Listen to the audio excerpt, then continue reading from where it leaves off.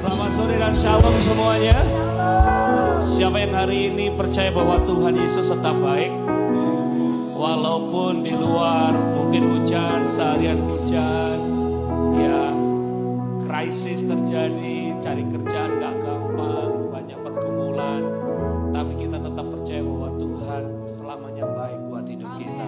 Kasih tahu kanan kiri, bilang Tuhan tetap baik buat hidup kita.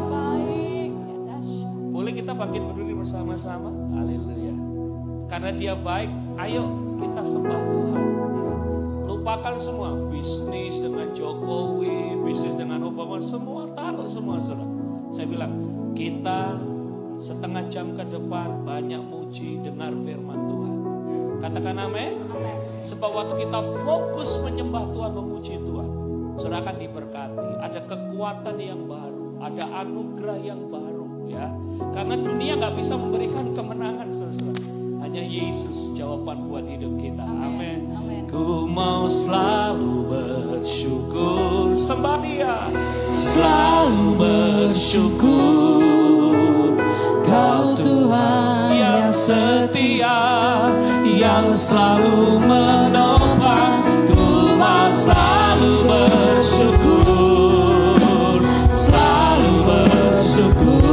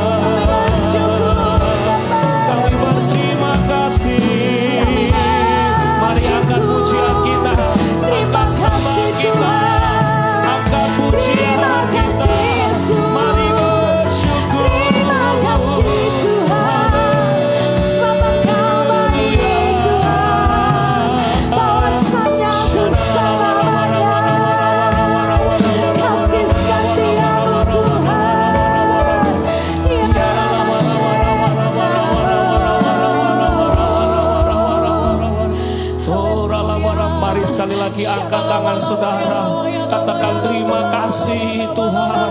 Apapun yang terjadi kami mau bersyukur, kami mau berterima kasih, kami mau memuji-Mu. Haleluya. Jangan berdiam diri saudara, ayo sembah Dia. Dalam unity, ayo sembah Dia. Oh, lupakan semua masalahmu, persoalanmu. Fokus nyembah Tuhan, fokus nyembah Tuhan.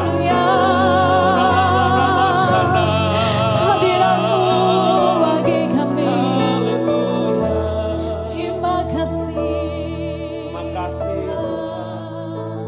Biar hadirat dicurahkan di tengah-tengah kami. Sehingga sore hari ini kami datang, kami pulang diberkati. Setelah kami akan mendengarkan firman-Mu, biar kami bisa fokus Tuhan. Segala distraction, gangguan yang coba mencuri firman Tuhan, kami patahkan, kami hancurkan dalam nama Yesus. Biar kami fokus mendengarkan firman-Mu. Berapi hamba-Mu, Pastor Deborah yang sudah bersama dengan kami, dengan suami, dipakai Tuhan lebih dahsyat lagi, menyampaikan kebenaran firman-Mu. Dan kami semua hari ini diberkati Tuhan. Dalam nama Yesus, berkati juga yang online, berkati Ako Wawa yang dari Bandung, Pak Edi dari Batam, Cik Teresa, juga berkati Tante Ida dari Lansdale, berkati juga Marcella dari Virginia, semua yang join lihat Zoom, Mbak Nengah juga berkati. Kami semua diberkati dan mengalami berkatnya Tuhan. Kami bersyukur, segala puji hormat kemuliaan bagi-Mu dalam nama Yesus. Yang siap mendengar firman Tuhan bersama-sama katakan amin. Tepuk tangan dulu buat Tuhan kita. Saling kasih salamin 1.000 orang bilang Tuhan Yesus baik. 100, 200, 300 ya. Semua 5.000. Saudara, kita akan mendengarkan firman Tuhan dari Ibu Deborah Kristanto. Saya percaya saudara ini fansnya lewat YouTube semuanya udah lihat. Nah, fokus yuk. Telepon dari Jokowi, Prabowo, Anies Baswedan semua di silent ya. Kita dengarkan telepon dari surga. Fokus saudara-saudara. Supaya apa? Firman Tuhan gak kecuri ya. Kalau saudara sibuk kiri kanan nanti, oh tadi ngomong apa ya? Jangan-jangan waktu saudara miss itu lagi pentingnya firman Tuhan. Katakan amin. Karena firman Tuhan itu jawaban buat hidup kita. Dunia gak bisa kasih jawaban. Tapi firman-Nya, kebenarannya memberikan jawaban. Silakan Bu, mikrofonnya di sana. Tuhan Yesus memberkati. Tepuk tangan buat Tuhan Yesus. Dan Ibu Deborah, welcome. Thank you.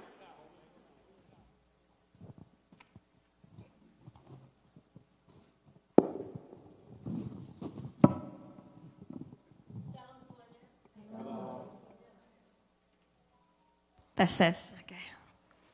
Sekali lagi shalom. Senang sekali bisa ketemu lagi dengan saudara, juga bertemu dengan Pastor Benny dan Ibu Lia, juga semua saudara. Salam kanan kiri dulu dong, katakan kamu cantik sekali hari ini. Kalau dia pria, kamu ganteng sekali.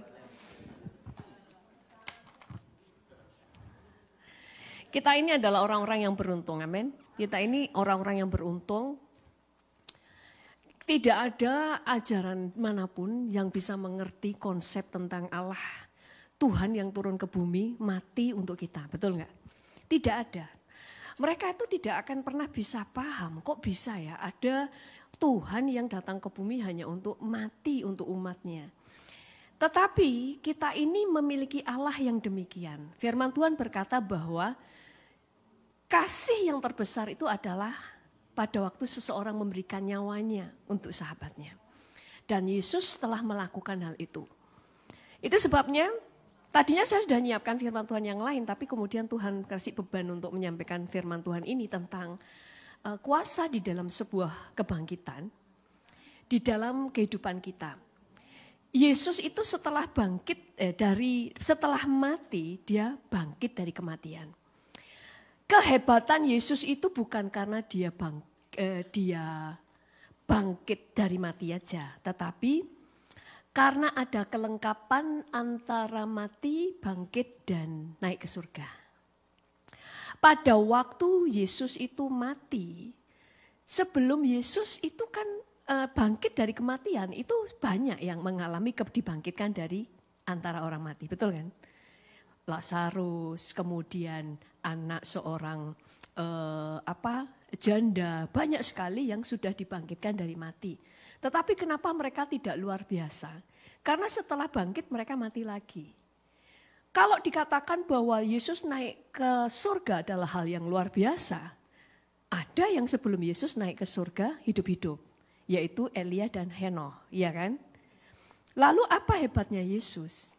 Nah, karena Yesus itu enggak cuma bangkit, tetapi naik ke surga. Jadi mati, bangkit, dan tidak mati lagi, naik ke surga. Nah, pada waktu Yesus mati dan bangkit dari kematian adalah untuk memberikan kita kebebasan. Ada dua kebutuhan manusia yang sangat besar. Yang paling dibutuhkan manusia, yang pertama adalah keselamatan, yang kedua kemerdekaan.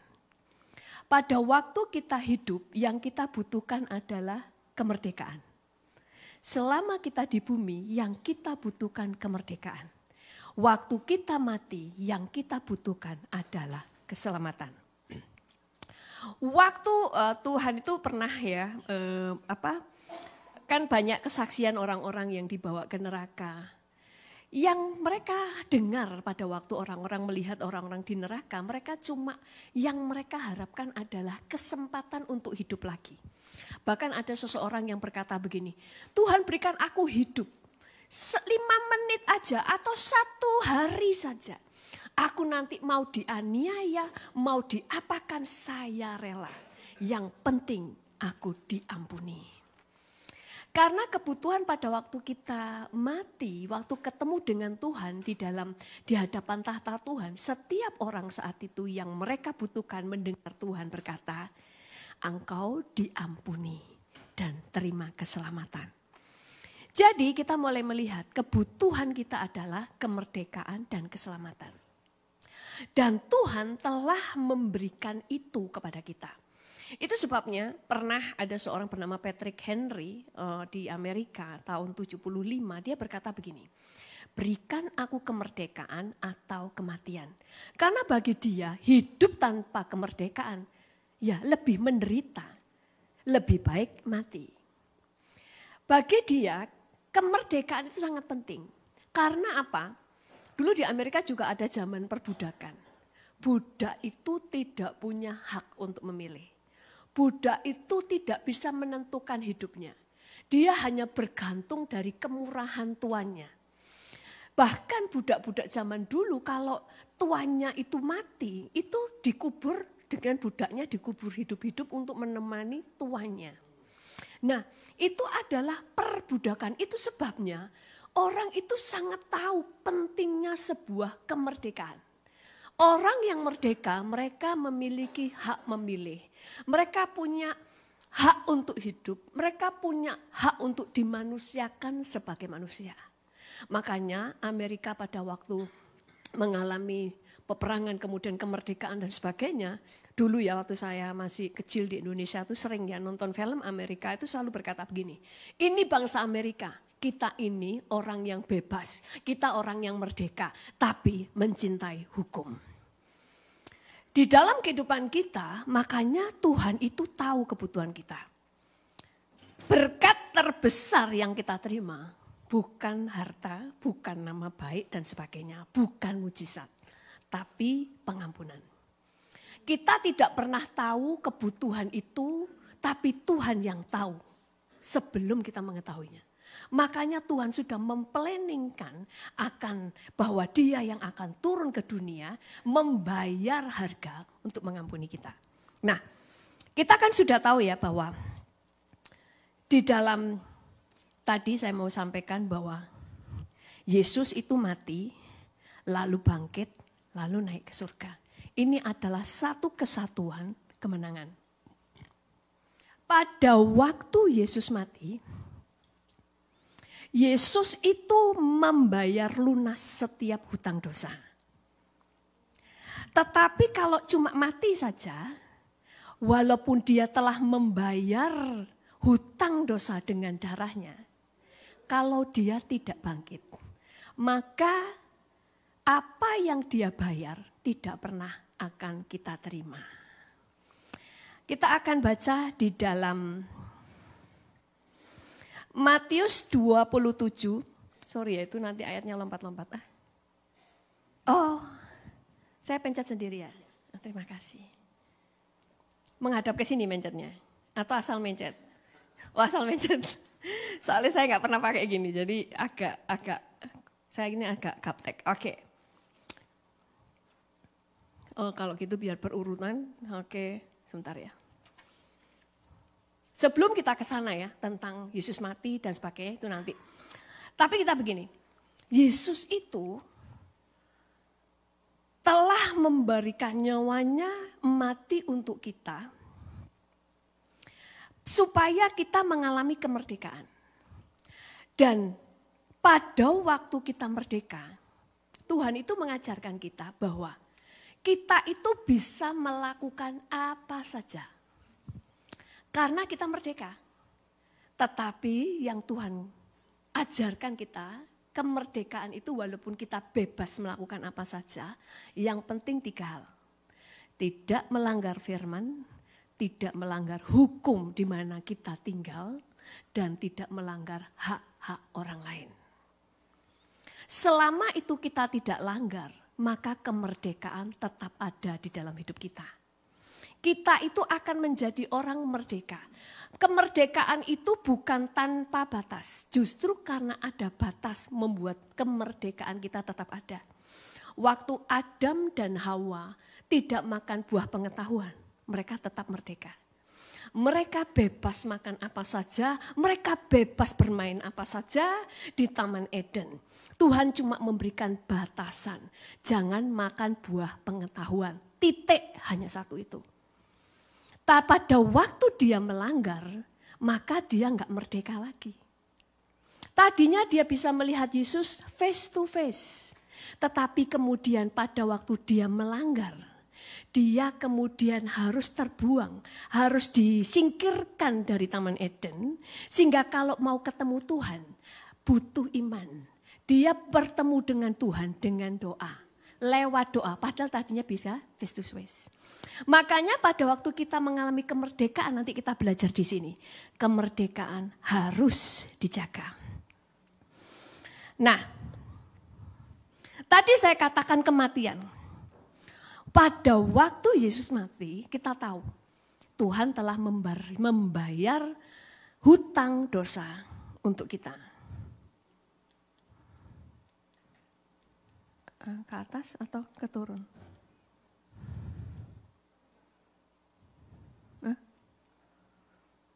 Betul ya? Oh, lihat menghadap ke sini. Oh, ternyata menghadap. Nah ini. Oh, ini bentar. Ini gak usah lah ayat ini. Kebutuhan terbesar manusia adalah kemerdekaan dan keselamatan. Pada waktu di Matius 27 ayat 50 sampai 52, firman Tuhan berkata gini, mari kita baca sama-sama ya, 1, 2, 3. Yesus berseru pula dengan suara nyaring, lalu menyerahkan nyawanya. Dan lihatlah, tabir bait suci terbelah 2 dari atas sampai ke bawah. Dan terjadilah gempa bumi dan bukit-bukit batu terbelah. Dan kuburan-kuburan terbuka. Dan banyak orang kudus yang telah meninggal bangkit. Dan sesudah kebangkitan Yesus, mereka pun keluar dari kubur lalu masuk ke kota kudus dan menampakkan diri kepada banyak orang. Waktu Yesus mati, Tuhan itu mematahkan semua belenggu dosa. Tuhan itu membayar lunas semua hutang dosa. Bahkan dikatakan Tuhan Yesus memegang kunci maut. Dan pada waktu matinya dikatakan terjadi gempa. Lalu kubur-kubur terbuka, orang-orang mati yang di dalam Tuhan, yang takut akan Tuhan itu dibangkitkan. Tapi belum bisa keluar. Tadi dikatakan mereka bangkit. Dan setelah Yesus bangkit dari kematian, baru mereka keluar. Dan mereka memberikan kesaksian. Artinya adalah, waktu Yesus mati itu seperti gini. Kalau Yesus itu membayar lunas, dia membayar sebuah rumah untuk saudara. Waktu dia bangkit, rumah itu bisa saudara terima. Makanya cuma mati saja. Loh, mati itu sudah melunaskan hutang. Tapi sebelum dia bangkit, kita belum bisa menerima. Kebangkitannya membuat kita menerima segala yang Yesus sudah bayar. Dan pada waktu Yesus naik ke surga, itu menandakan apa yang dia bayar itu lunas sampai kepada kekekalan. Karena Yesus tidak mati lagi. Sehingga janji Tuhan kepada kamu, keselamatan dan kemerdekaan diberikan lunas sampai kepada kekekalan. Tidak akan diambil. Itu yang membuat kita itu menjadi orang-orang yang beruntung. Kemudian,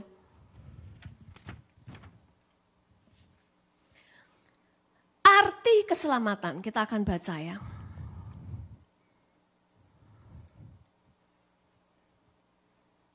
Di dalam Lukas 19 ayat 10, kita baca 1, 2, 3. Sebab anak manusia datang untuk mencari dan menyelamatkan yang hilang. Kata menyelamatkan di sini dari bahasa Yunani.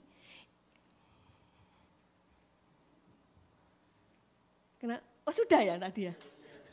Sorry.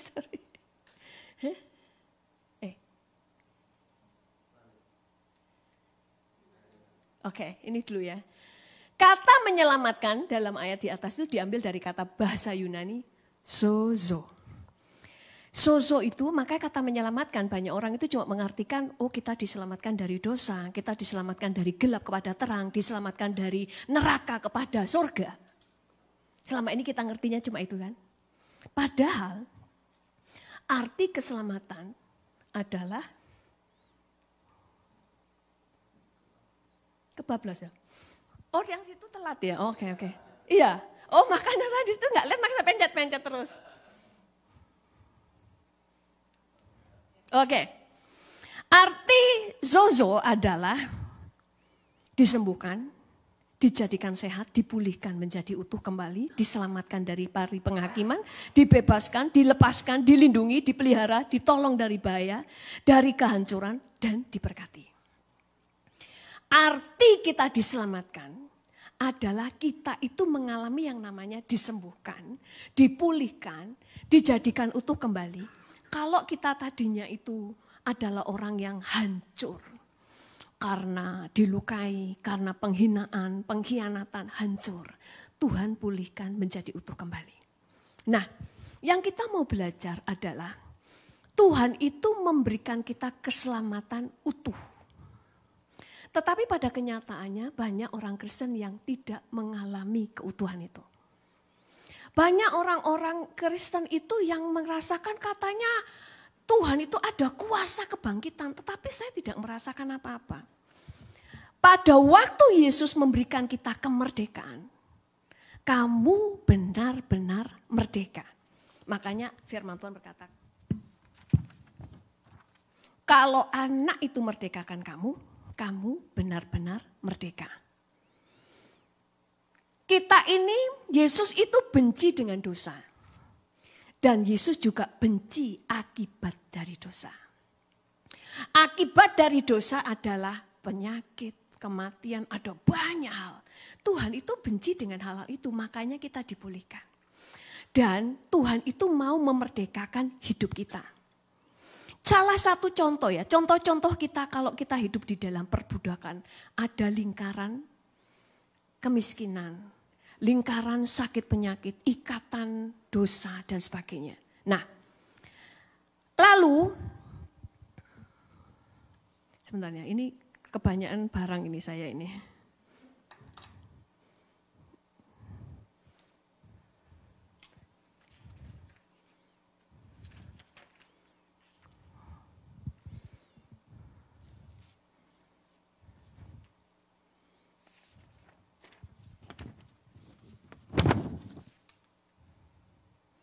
Firman Tuhan katakan, jadi apabila anak itu memerdekakan kamu, kamu pun benar-benar merdeka. Nah, sama seperti sebuah negara kalau sudah merdeka, mereka tidak bisa kemudian ongkang-ongkang karena kemerdekaan itu harus dipertahankan dan harus dijaga. Ini yang seringkali orang Kristen nggak ngerti. Makanya ada pengajaran sekali selamat tetap selamat. Memang dalam Yesus ada jaminan. Tetapi kamu harus menjaganya itu. Sama dengan kemerdekaan. Pada waktu kita sekarang misalnya Amerika. Bangsa-bangsa lah, dulu kan ada perang dunia pertama, ada perang dunia kedua. Setelah mereka merdeka, bukan kemudian tentaranya dihilangin dari negara itu. Betul? Tentara tetap ada, ya kan? Tetapi kenapa? Karena kemerdekaan harus dijaga, harus dipertahankan. Sama dengan hidup kita. Iblis itu tidak suka kita mengalami kemerdekaan.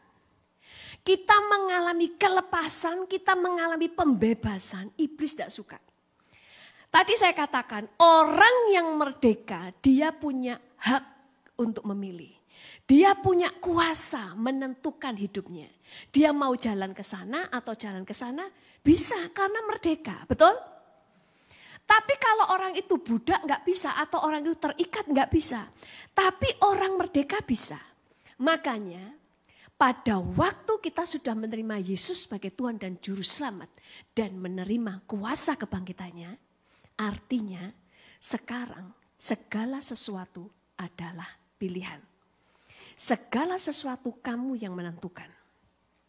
Kamu mau bertumbuh dalam Tuhan atau tidak, itu pilihan. Karena kamu orang merdeka, kamu bisa menentukan hidupmu.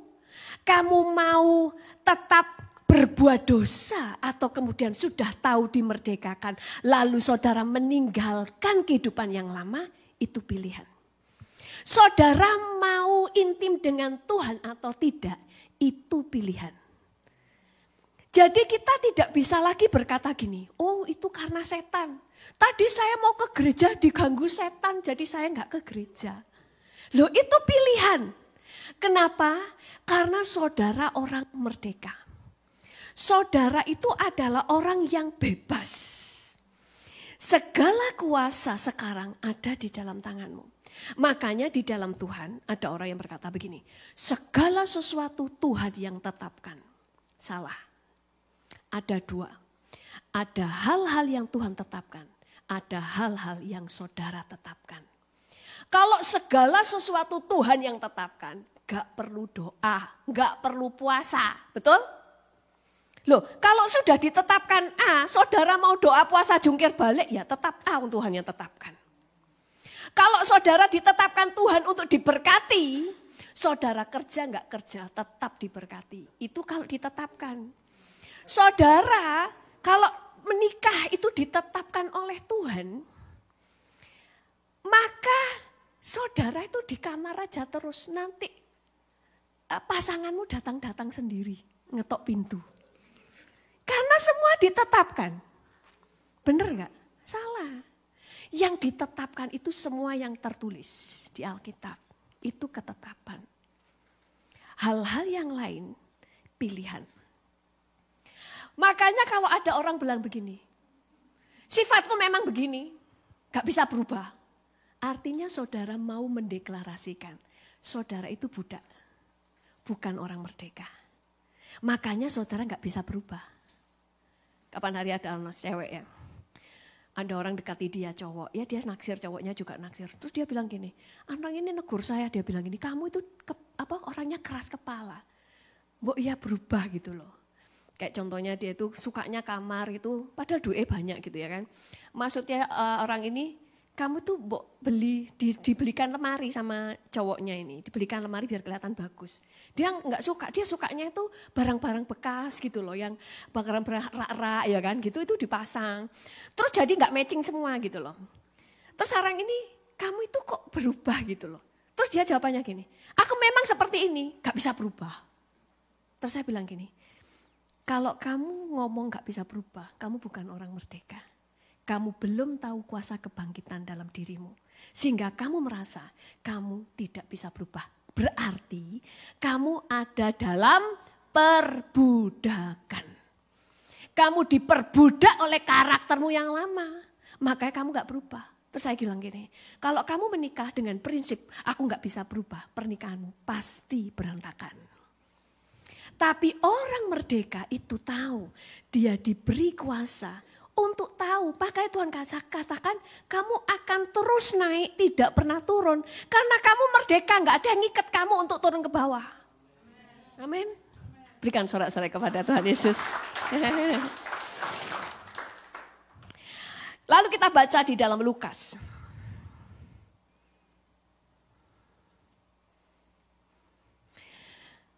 Satu, dua, tiga. Lalu kata Yesus kepada mereka, aku melihat iblis jatuh seperti kilat dari langit. Sesungguhnya aku telah memberikan kuasa kepada kamu untuk menginjak ular dan kalajengking. Dan kuasa untuk menahan kekuatan musuh. Sehingga tidak ada yang akan membahayakan kamu. Di sini dikatakan, aku memberi kamu kuasa menginjak ular dan kalajengking. Bahkan dikatakan, aku memberi kamu kuasa untuk menahan kekuatan musuh. Sehingga tidak ada yang membahayakan kamu. Kita tidak hanya merdeka dan bisa menentukan jalan hidup. Mau takut akan Tuhan atau tidak, mau melakukan firman atau tidak, itu pilihan. Lalu dikatakan, kamu diberi kuasa untuk menginjak ular dan kalajengking. Ular dan kalajengking adalah lambang dari iblis. Jadi kamu itu dikasih otoritas kuasa untuk bisa menang. Itu yang namanya kuasa kebangkitan. Paulus berkata, aku ingin mengenal Tuhan dan kuasa kebangkitannya. Dia ingin tahu apa sih kuasa kebangkitan itu. Kuasa kebangkitan itu adalah kuasa untuk kamu dimerdekakan. Dan kamu punya kuasa untuk menang. Makanya orang yang mengerti kuasa kebangkitan, dia tahu dia bisa menang. Firman Tuhan berkata bahwa pencobaan-pencobaan yang kamu alami bukan adalah pencobaan biasa yang tidak melebihi kekuatanmu. Itu Saru baru paham pada waktu Tuhan kasih penglihatan tuh gini saudara. Waktu ada peperangan itu kita yang perang, kita pakai selengkap senjata, kita perang dengan musuh. Jumlahnya walaupun 1 lawan 1000 kita menang. Tapi waktu musuh itu semakin besar, tiba-tiba malaikat itu nutup.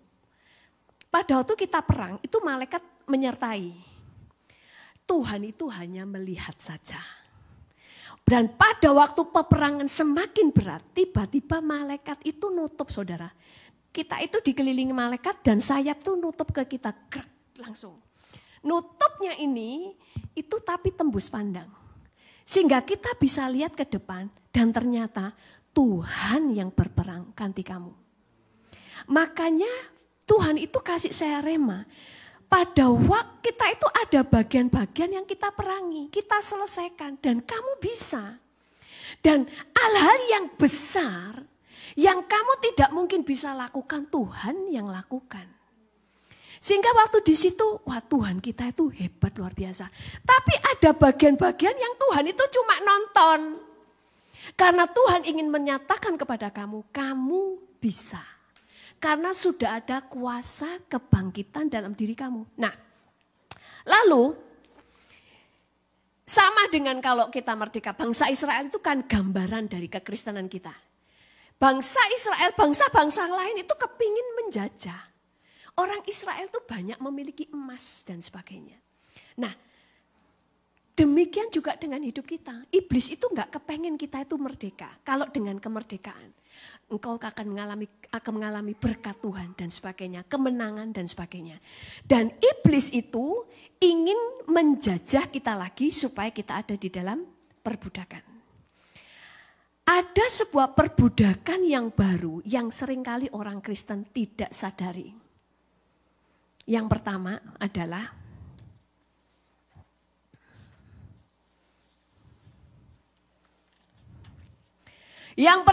perbudakannya adalah doktrin yang salah. Pengajaran yang salah itu seperti belenggu yang membelenggu pikiran kita. Makanya kalau seseorang mau berubah, dimulai dari pikirannya berubah, betul enggak? Firman itu kan mengubah pikiran. Nah, dulu ada yang bertanya kepada saya, firman jadi rema itu gimana sih? Nah, seringkali Tuhan itu kasih penglihatan itu supaya kita itu nangkep dengan lebih jelas yang dimaksud menjadi rema. Saya sudah ngerti tentang menjadi rema, saya merasa ngerti. Tapi waktu Tuhan kasih penglihatan, lebih paham. Ternyata, kita ini kan semua punya otak ya, punya otak kan. Tapi kan dalam dunia ini kan dikasihin sebuah ajaran atau budaya atau konsep-konsep negatif ya kan. Misalnya lah ketakutan, kekhawatiran, kamu harus begini, kamu itu pecundang dan sebagainya. Waktu kita percaya itu sebenarnya kayak awan. Waktu kita mulai percaya, itu pembuluh otak kita itu nancep ke yang kayak awan tadi. Waktu nancep, itu di roh ya, itu nancep. Sehingga akhirnya menjadi otak yang baru. Yang kita pikirkan sesuai dengan perkataan iblis yang kita percaya. Kamu pecundang, kamu itu adalah orang yang gagal, kamu gak bisa berubah. Karaktermu itu sudah dari sononya dan sebagainya. Itu nancep. Makanya firman Tuhan katakan gini. Firman Tuhan itu seperti pedang bermata dua. Jadi bisa memisahkan antara tulang dan sumsum. Memisahkan pertimbangan manusia. Seperti pedang kan. Itu dalam penglihatan waktu firman disampaikan. Itu kayak pedang. Itu mutus semua. Urat yang tadi nempel di otak yang baru. Yang dikasih iblis. Waktu dipotong. Itu kan saudara ngeh. Tapi belum jadi rema, itu cuma terpotong. Saudara waktu di gereja, wih bagus ya khotbahnya tadi, luar biasa. Sampai di rumah, lupa.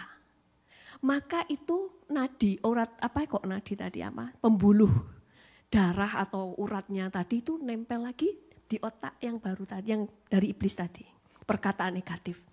Waktu nancep itu, ya dia punya pikiran negatif lagi, makanya banyak kan. Waktu di gereja tadinya khawatir dikuatkan, betul? Setelah seminggu lupa firmannya khawatir lagi, betul nggak? Nah tapi kalau jadi rema itu gini. Waktu firman disampaikan itu diputuskan semua urat-urat itu yang nancep di otak. Terus saudara itu nangkep dan saudara paham. Dan mengubah cara pikirmu. Itu yang otak yang tadi ditanam oleh setan, itu hancur. Itu hancur dan hilang. Diganti dengan pikiran yang baru. Di sini ada otak yang baru. Di situ isinya firman yang kamu percaya. Menjadi rema artinya cara pikirmu diubah oleh firman Tuhan. Makanya hafal itu bukan jadi rema. Jadi rema itu waktu pikiran kita diubahkan. Makanya orang Kristen itu setelah merdeka. Enggak otomatis cuma selesai, cuma itu aja. Enggak, kita itu dimerdekakan selapis demi selapis itu dari apa? Pikiran-pikiran yang lama. Karena seringkali Tuhan sudah memerdekakan kita masih memegang pikiran yang lama. Itu yang Tuhan merdekakan, makanya harus banyak sering mendengarkan firman, makanya banyak harus ke gereja kan kalau minggu supaya dikasih tahu terus diperingatkan. Nah, contoh lagi, doktrin yang salah itu membelenggu. Iblis itu enggak perlu langsung membelokkan saudara menjadi sesat. Tapi sedikit aja mempengaruhi pikiran saudara supaya saudara tidak merdeka. Ada yang mengajar begini. Kalau berdoa itu jangan minta-minta. Kalau jangan minta-minta saja betul. Tapi kalau jangan minta-minta. Sebagai orang percaya jangan minta-minta. Itu salah. Dan waktu kita percaya, langsung kita tangkep nih. Itu jadi otak yang baru. Karena percaya. Waktu dia percaya, akhirnya apa? Terbelenggu pikirannya. Mau minta, jadi gak enak. Mau minta sama Tuhan, gak boleh ya minta ya. Mau ini, gak boleh.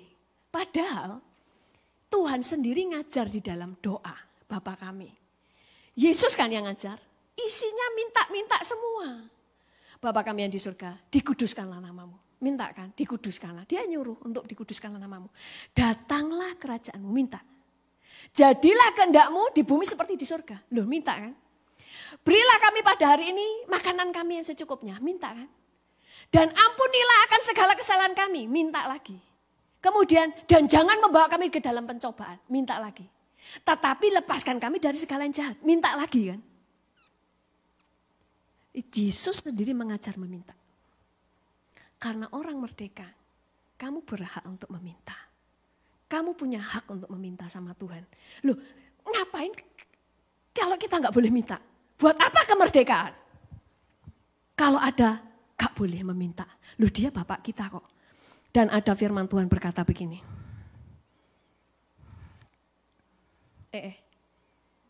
Iya tadi ya doktrinnya salah.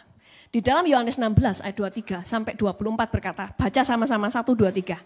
Aku berkata kepadamu, sesungguhnya segala sesuatu yang kamu minta kepada Bapa akan kuberikan kepadamu dalam namaku. Sampai sekarang kamu belum meminta sesuatu pun dalam namaku. Mintalah maka kamu akan menerima supaya penuhlah sukacitamu.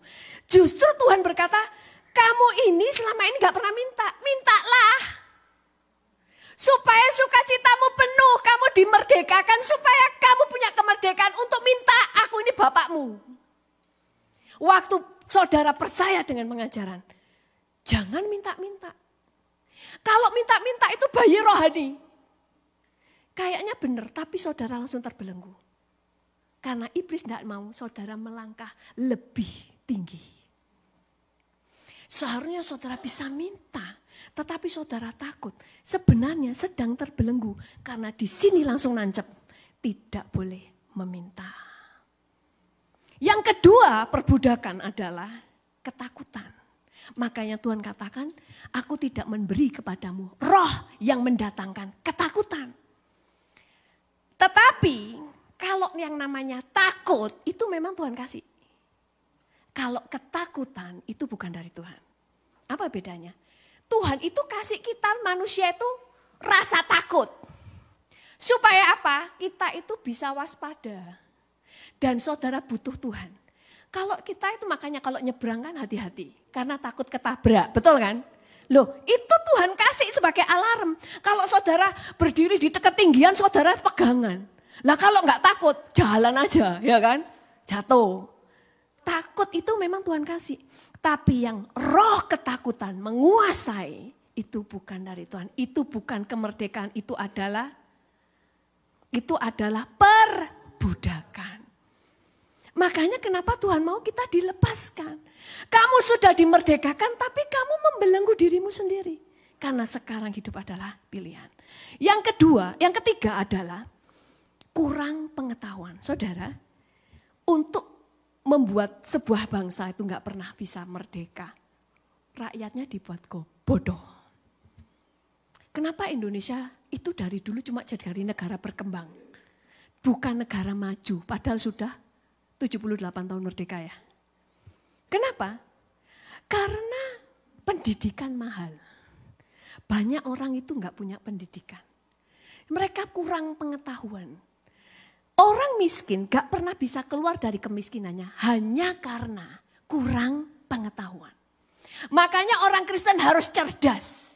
Di Alkitab kalau saudara baca, isinya banyak sekali firman yang mengatakan bahwa bangun akal budi, bangun kecerdasan, cari hikmat, kejar hikmat, cari pengertian, cari pengetahuan. Kenapa? Iman kita itu berbanding lurus pertumbuhannya. Berbanding lurus dengan pengertian firman yang kita peroleh. Makanya semakin kita cerdas di dalam firman, kita akan bisa semakin dimerdekakan. Kayak kemarin di Indonesia. Ada orang sudah kakek-kakek, mungkin Bapak Ibu udah tahu ya, orang itu kakek-kakek sudah sakit, dia baru ngomong kalau dia punya tabungan. Dia bertahun-tahun dari tahun 90-an sampai tahun ini. Dia tabung uangnya, dia hidup sederhana, dia tabung dan dihitung kemarin 150 juta. Itu uang yang bisa ditukar di bank. Sisanya uang banyak yang dimakan rayap. Tidak bisa ditukarkan. Tidak bisa dijual ke bank ya, bukan dijual ya, ditabung. Kemudian ada beberapa uang yang sudah tidak berlaku karena sudah tahun 90-an. Saudara, sebenarnya dia bisa kaya, betul? Tapi karena kurang pengetahuan, dia kumpulin uangnya rupiah. Di Indonesia itu ada masa expirednya duitnya. Betul kan? itu kan mengerikan. Kalau di sini kan dolar ya gak pernah ada expirednya kan. Yang lama malah laku ya kan. Jadi apa ya, kalau ada orang-orang kolektor itu ya. Nah dia kalau pinter, banyak yang ngomong begini, ini uang dia 10.000 yang sudah gak laku. Zaman itu bisa dapat beras beberapa kilo. Tapi karena inflasi, uang kan turun. Coba kalau dibelikan emas. Gak kena rayap dan itu gak kena inflasi, malah berkali lipat. Tapi apa yang membuat dia tetap mengalami banyak kerugian? Hanya satu, kurang pengetahuan. Makanya kenapa orang Kristen itu harus belajar. Orang Kristen itu harus seimbang. Jangan cuma suka di gereja, wih ada urapannya nangis-nangis. Loh, nangis-nangis penting membuat kamu itu mengalami kelegaan. Tapi kalau cuma nangis toh ada hadirat Tuhan, geblak-geblak. Selesai, sampai rumah tetap jadi orang yang blow on. Tetap aja masalah tetap sama. Makanya urapan penting membuat saudara bisa mengalami kelegaan. Ada hadirat Tuhan, ada sukacita. Tapi pengetahuan penting. Amin. Makanya di Alkitab itu banyak dikatakan akal budi. Banyak orang Kristen gak ngerti ini. Makanya kok hidupnya biasa. Banyak yang bilang gini ke saya. Pastor, itu orang-orang itu gak punya Yesus tapi dia bisa berhasil. Loh, karena mereka melakukan yang orang Kristen gak lakukan. Mereka tahu bagaimana berpengetahuan. Mereka tahu bagaimana bekerja keras. Mereka tahu apa yang mereka harus lakukan dalam setiap peluang. Sementara orang Kristen ngeroh. Makanya saya dulu pernah sampaikan di sini. Ada 2 video, 1, 2. Satu, itu orang Kristen nyanyi-nyanyi, timbang-tumbang, nangis, setiap hari minta mujizat. Oh berikan turunkan mujizat, nangis-nangis semuanya. Sementara yang di sini, orang-orang Cina, saudara yang dari Cina sana, membuat produk ini, membuat terus ditulis, ini kan sindiran orang dunia kan. Yang kanan, yang kiri minta mujizat, yang kanan membuat mujizat. Kita harus seimbang, dua-duanya harus kita lakukan. Kita butuh mujizat, tapi kita juga membangun kehidupan kita yang benar. Yang keempat adalah menjadikan kita ini budak adalah kepahitan. Orang kepahitan itu berarti membiarkan dirinya dalam perbudakan. Orang pahit hidupnya tidak merdeka. Dia tetap mengingat masa lalu. Dia nggak bisa move on. Dia nggak bisa bergerak dengan bebas. Makanya hidup itu pilihan. Kamu sudah dimerdekakan. Kamu itu bisa mengampuni. Yang membuat gak bisa itu pilihan kamu. Kamu memang tidak mau mengampuni, bukan setan. Karena kita punya kuasa menginjak ular dan kalajengking. Kita punya nama Yesus. Kita bisa memakai nama Yesus, memakai darah Yesus. Kita ini berkuasa, luar biasa. Kemudian rasa bersalah. Kita merasa rasa bersalah wajar sebagai manusia. Tapi kalau dikuasai rasa bersalah, saudara telah membiarkan dirimu diperbudak. Kenapa? Sama dengan Yudas. Kenapa Yudas itu sampai bunuh diri? Dikuasai rasa bersalah, sampai dibutakan, sampai dia tidak bisa melihat ada kesempatan kedua. Yesus tetap menantikan dia datang kembali. Yesus itu menunggu dia. Dia mau mengampuni, Tuhan mau memulihkan hanya karena dikuasai rasa bersalah. Makanya dikuasai rasa bersalah itu bahaya. Dia akan terus nangisi, merasa bersalah, sedih. Saya pernah ngalami itu. Perasaan bersalah itu menguasai, itu sampai saya melihat diri saya sendiri itu kayak vas yang hancur. Padahal belum tentu seperti itu bayangan saya sendiri kan, berhalusinasi. Terus kayak hancur sampai saya ngomong, Tuhan cabutan nyawaku lah, saya gak mau hidup, aku pengen mati. Untung saya cuma takut aja kalau bunuh diri, takut ke neraka. Tapi saya kepengen mati hanya karena rasa bersalah. Rasa bersalah itu perbudakan. Kemudian berikutnya minder. Minder itu kayaknya biasa ya. Minder itu perbudakan. Saudara kalau minder, saudara gak bisa melangkah keluar. Waktu saya dulu ya, waktu kalau lihat ada orang-orang nyanyi, itu saya kepengen gitu. Kalau ada yang nyanyi, saya kepingin ada di sana nyanyi. Apalagi saya itu suka denger musik.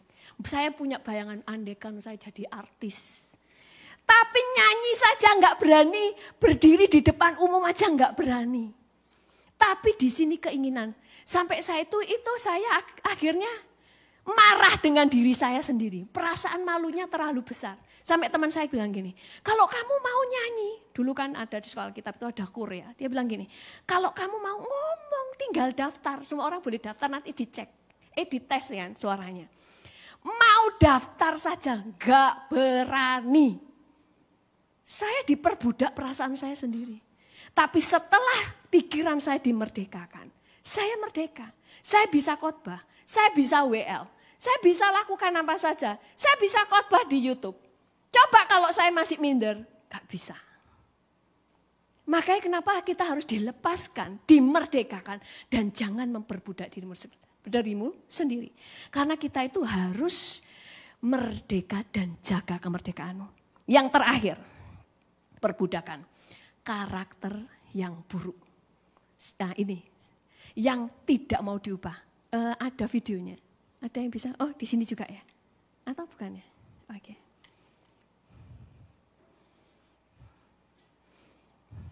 Ini videonya bagus, singkat tapi bagus.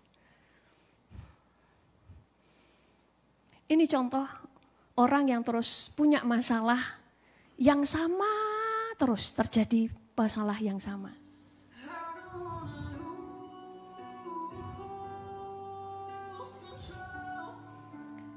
Dia nggak sadar bahwa masalah yang sama timbul karena dia selalu punya sikap yang sama bertahun-tahun, tidak mau berubah.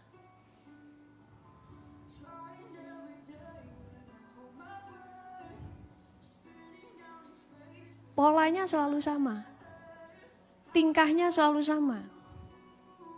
Sehingga semua orang meninggalkan dia. Bukan karena kejahatan orang lain, tapi karena gaya hidupnya sendiri.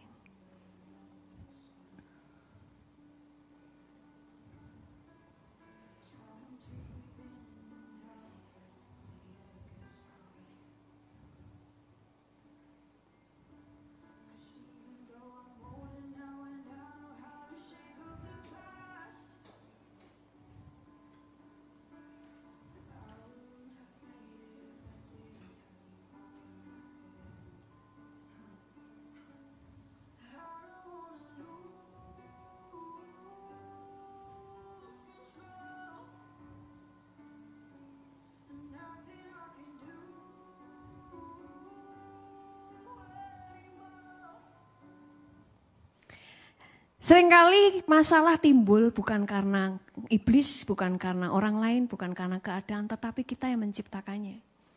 Makanya kenapa kita itu harus terus mengalami perubahan. Orang yang merdeka, dia akan terus bertumbuh di dalam karakternya. Terus mengalami perubahan dengan semakin baik, semakin baik. Orang merdeka dia akan memilih, bisa memilih untuk terus bertumbuh di dalam imannya dan sebagainya.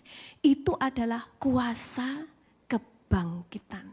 Kemerdekaan dalam kuasa kebangkitan. Itu sebabnya Tuhan mengajar kita hidup dalam pertobatan. Jangan mempertahankan karakter yang lama. Mau berubah. Pada waktu Tuhan memerdekakan kamu, apa yang kita pilih? Apakah engkau menjaga kemerdekaan itu atau merusaknya dengan hal-hal yang kita buat sendiri? Saya undang semuanya bangkit berdiri. Haleluya Tuhan. Mari kita nyanyikan lagu yang tadi. Ku yakin kau hadir di sini.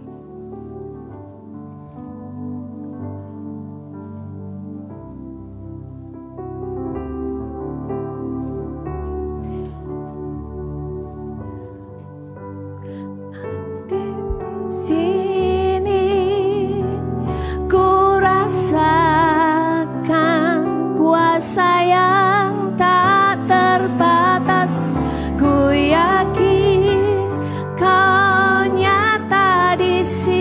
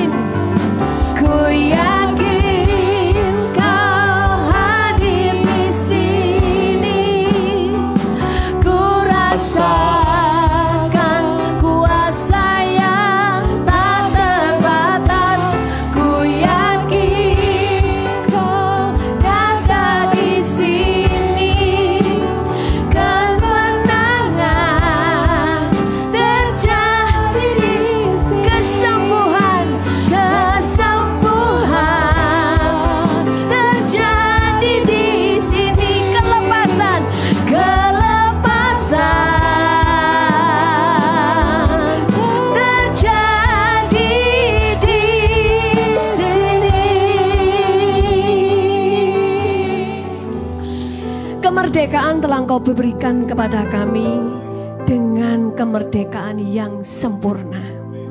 Ampuni kami, seringkali kami tidak mengerti Tuhan. Kami seringkali mundur ke belakang karena kami membiarkan diri kami diperbudak kembali. Paulus berkata bahwa dia tidak mau diperhamba oleh apapun. Dia mau hidupnya merdeka karena dia telah melihat dan merasakan kuasa kebangkitan. Kuasa kebangkitanmu dahsyat. Saat hari ini kami diingatkan kembali, ada kuasa di dalam hidup kami. Kami bisa menginjak ular dan kalajengking. Engkau telah memberikan kami kuasa berkemenangan.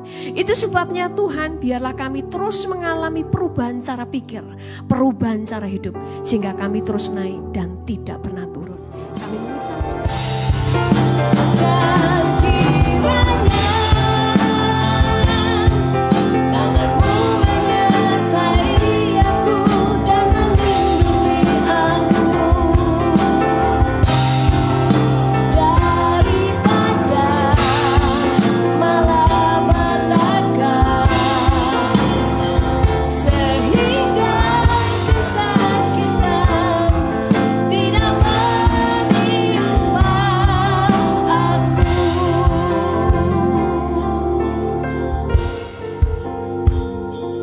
Tuhan, kami bersyukur kepadamu, Engkau Allah yang dahsyat. Kami saat ini Tuhan berdoa khusus untuk Pastor Benny, gembala kami dan Ibu Lia. Biarlah kuasa-Mu terus bekerja kepada mereka berdua, sehingga ada urapan-Mu dan kekuatan-Mu, sehingga mereka dapat Tuhan untuk menggembalakan jiwa-jiwa umat yang Kau percayakan dengan kekuatan ilahi sampai ke garis akhir. Kami mengasihi beliau Tuhan, kami mengasihi gembala kami. Kami menopang dan kami mendukung, kami unity dengan gembala kami. Karena kami percaya lewat Pastor Benny dan Ibu Lia, Tuhan, ada banyak jiwa dimenangkan. Sehingga Philadelphia Tuhan terus ada di dalam penjagaan Tuhan, karena ada doa dari tempat ini. Kami bersyukur kepadamu Tuhan, mari kita angkat tangan kita. Terimalah berkat yang daripada Allah Bapa, kasih sayang dari Tuhan Yesus, persekutuan dengan Roh Kudus, menyertai memberkati saudara semuanya dari hari ini sampai kepada kekekalan. Dalam nama Tuhan Yesus, haleluya, amin.